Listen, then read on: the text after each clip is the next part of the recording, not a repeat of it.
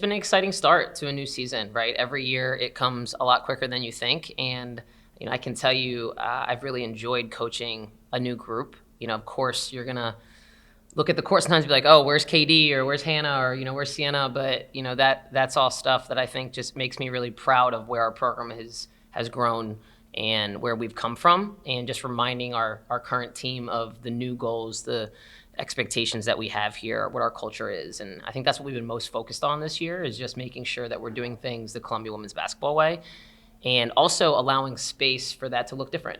So it's been fun, like I said, and I'm really eager to get started next week. Open it up for questions.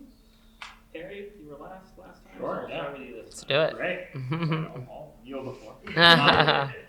Coach, now, you've had some time to absorb last season. When you look back at that in the way it put Columbia women's on the map in a major way, maybe more than it ever has been, how can you look back and reflect on what that has done and build for your program? Well, it's raised the bar, right? And, one way I like to look at it is, there was the floor that we had that was here, and the floor rose, and now the ceiling is rising with that. And that's what this team has to understand, is that it's not about trying to repeat something that happened or be that team. Like we made that really clear early on, but it's about, okay, we're in a different spot right now. Even though we're newer, we have a lot of new faces. I still believe that we can be a great program this year. And I think there's things, as Kitty and Abby alluded to, that we didn't achieve last year that we're looking forward to getting a second chance at. So I think where we're at, it's been amazing to see the growth of the program, but I know there's a lot more to go for us, and I think we're going to peel back those layers this year. As you look at your team, I know obviously it's early, but we are 5 days away from the We start are. of the season. Do you see a team that can do what last year's team did and more, and reach those goals with 8 new faces on the court? I do. I really believe in this group. I believe in my staff tremendously. I have a great group of people around me that are totally bought in. I have my top assistant, our associate head coach, Tyler Cordell, has been with me, and this is year 12 together. And I think you win with people. And so I'm really excited to attack this season with this group. But they're extremely smart, I'll tell you that. We have more stuff in now than I ever have with any team at Columbia. Now, that doesn't mean, we don't have, a high flyer like Caitlin Davis out there or Jada Patrick necessarily, but we're different, right? And so we're adjusting to what is different, but also trying to be true to who this team is. And so I think that we're gonna have it figured out. It's just gonna take a little bit more time, probably, just like any new team would. But I know that come March, we'll be in the right place. With that, is there kind of a double-edged sword having those massive out-of-conference games early? While you're still trying to figure this out with a new team, you're playing Duke. Is it all positive because you know you'll be battle tested, or is there some negative knowing, hey, this is not the version of this team that would play this team in March? Yeah, you got to be the best, you have to play the best, right? And, Duke still has to prove that they're the best. That's another thing, right? I think that they, just like us, they lost their 2 best players, right? So it is what it is. It's like you look across everybody's rosters and they all have new faces. That's what the transfer portal has done to collegiate basketball. So I think Duke has to worry about us just as much as we have to worry about them. Awesome. Thank you. Isabel, you had your hand up? No? All right. Lauren. Along that line, do you have a theme for this year? Like, we've heard, unfinished business, revenge tour, things like that. Like, is there a theme in that respect? There is. Yeah, Maren, you're just trying to, get deep right into it right away. I like that. Yeah. From like the last year to this year. I love it. Yes, we've been talking a lot about focusing on like the 24 hours in front of us. So we've been saying that internally a lot.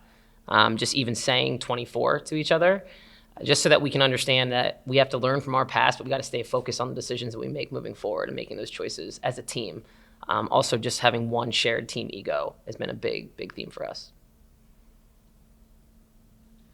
One thing I noticed, it seems like this team has propelled an increased interest in Columbia women's sports in general.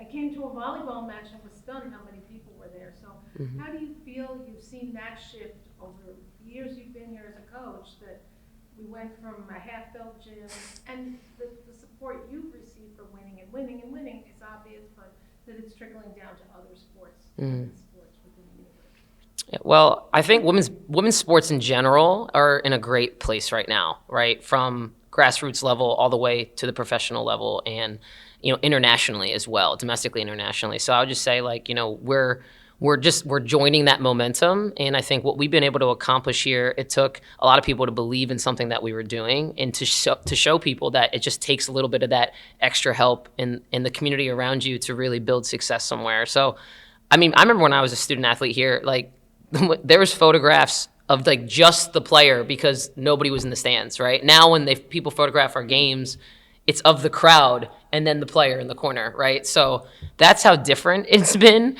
But I think with that, it's exciting and people want to be a part of community. That's what sports does. They bring people together, and there's nothing else like that in the world.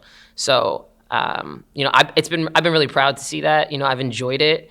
I love playing in front of a crowd too. So that's also fun for me to be home and see that happen.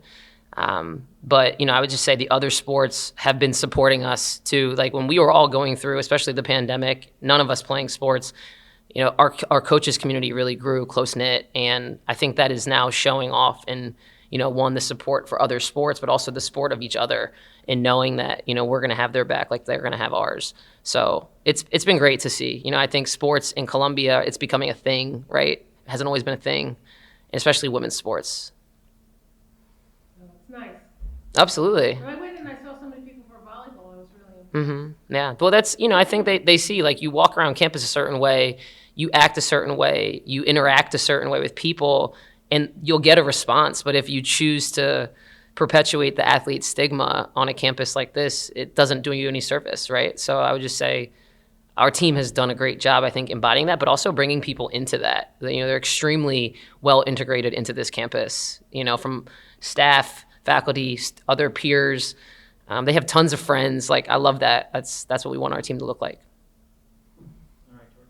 Yeah, so, Coach, you talked a little bit about using KD and Jada this season, really two important players on the defensive end. What kind of defensive adjustments will the team have to make this season, continue to be successful?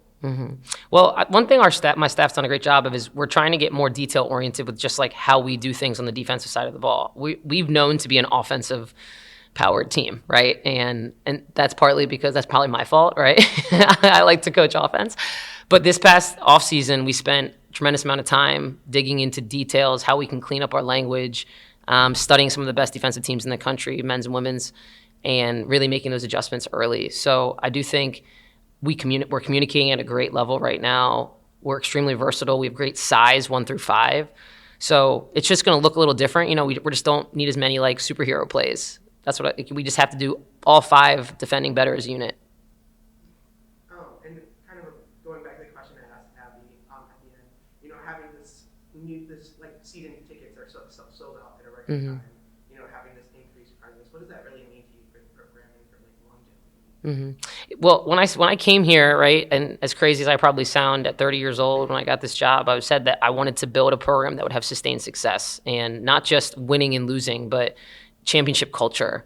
And that's what you're seeing now, right? We're seeing something that there's excitement around. I mean, we did an open practice and there was almost 200 people here and they don't even know the people on the team, but they just want to be a part of it, right? So, I mean, it's been a lot of fun to see that, develop and evolve. And I'm excited for this new group of people to get to know our community better because I think they're going to really love them. Brian. Hey, Coach. You talked about raising the bar and having that championship culture.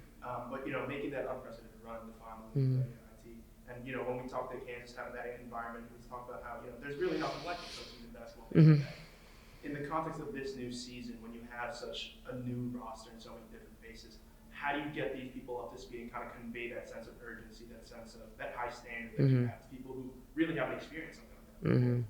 Well, we've been reminding them often about, hey, you've been with us on this journey. You may not have been physically here, but every one of you bought into the same vision that the people playing the years before you did. So reminding them, like I said, constantly of where we came from, but also helping them understand how we do things culturally, right? Because, I say to all of them too, like in moments when they're maybe feeling down or like they're making a lot of mistakes, I'm like, remember, you chose this program as much as we chose you. So it's like, let's embrace these failures. Let's fail forward. Let's really lean into our culture and trust that we can get through things as long as we do it together.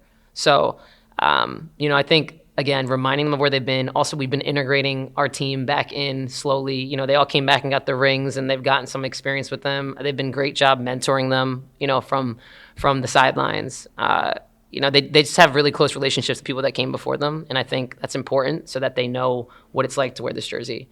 But yeah, you know, it's gonna be a new identity, which I'm excited to see even develop as this non-conference goes through. Yeah, and if you could, you know, really quickly, you could kind of sum up that identity instead of possible for you and maybe speak about how, I don't know, how you can, you know, manage to stay hungry and still searching for that high level. Yeah.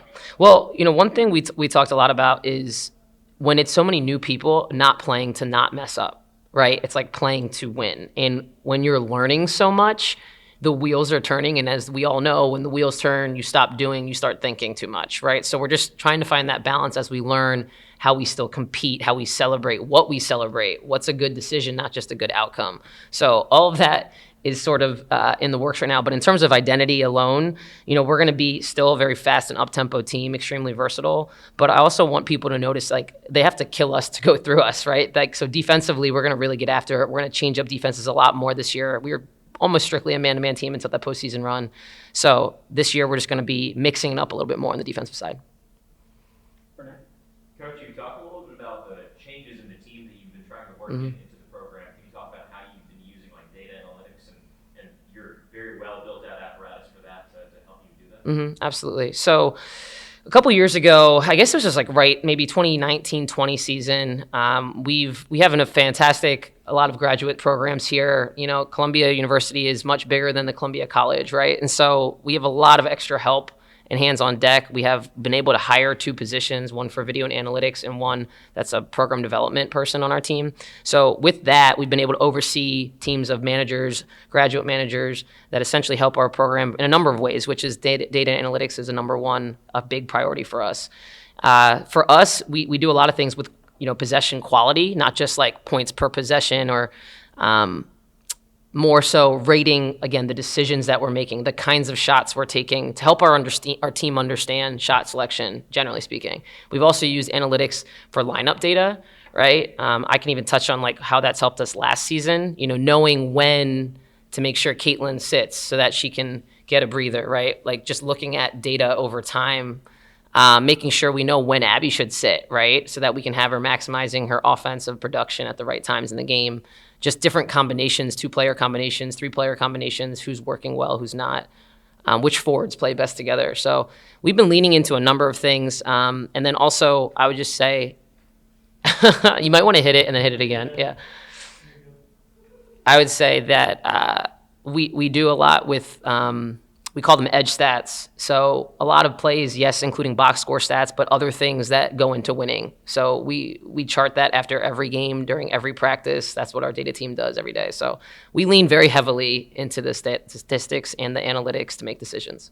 When you've got a group of players that have been around for a while, you've got a long tracking of their data on all these different metrics.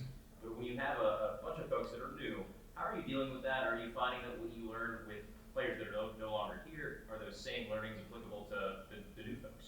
Like anything, I think you have to look at past data to make decisions, but with a new group, that's why practice has been so valuable. We chart like literally everything that we do in practice. And even last year, we didn't do that as much. Like there would be certain days that I was like, hey, we're going to focus on this today. Or like, let's just really make sure we're looking at that live segment. But every drill we do, from the moment we step on the court, even the off the court stuff, we're like watching all of that stuff from a cultural standpoint and also from a performance standpoint. So we've been trying to like play catch up a little bit, but also how are we using players like we did in the past, right? So is a Cecilia Collins playing a little bit like Caitlin Davis? Okay, what set her up for success? How can we make Cecilia a great player here in our system? Makes sense. And then 2 pieces here for Abby after dealing with her Team USA experience. From a personal standpoint and from a data standpoint, are you seeing any big differences? That's a good question. Yeah, so I would say personally, she's just a more mature, level-headed, like, human being, right? I think I'm very proud of her because she has done such a tremendous job at just doing what the team needs.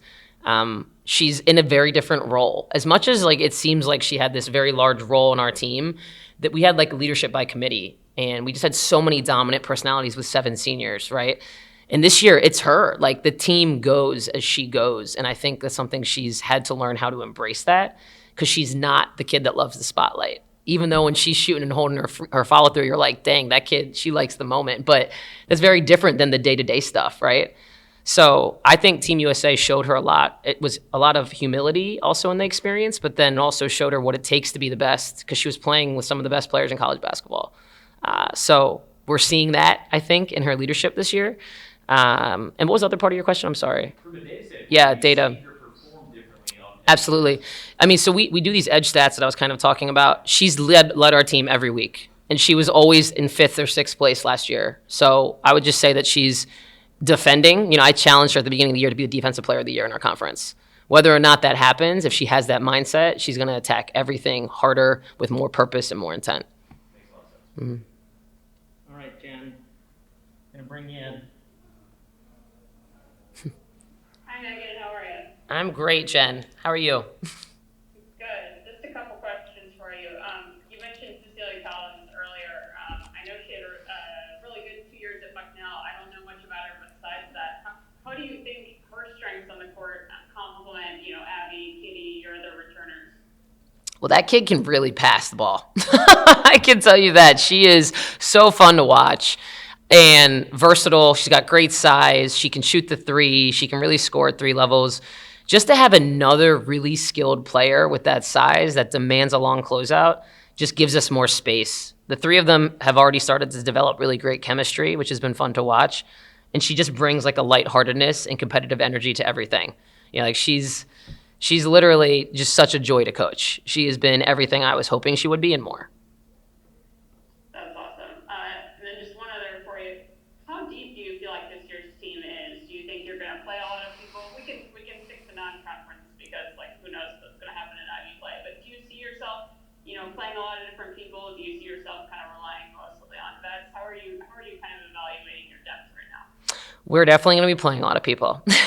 I think I'm still trying to figure out, when the lights turn on, who are good combinations, who fits well, who complements each other well. So, we've just like any team, you battle little injuries here and there throughout a preseason. So we've been able to do that kind of on a day-to-day basis. But I guarantee you'll see a lot of faces, new faces on the court this fall. Great, thank you. Mm-hmm. Thanks, Jen. Go ahead, Ted.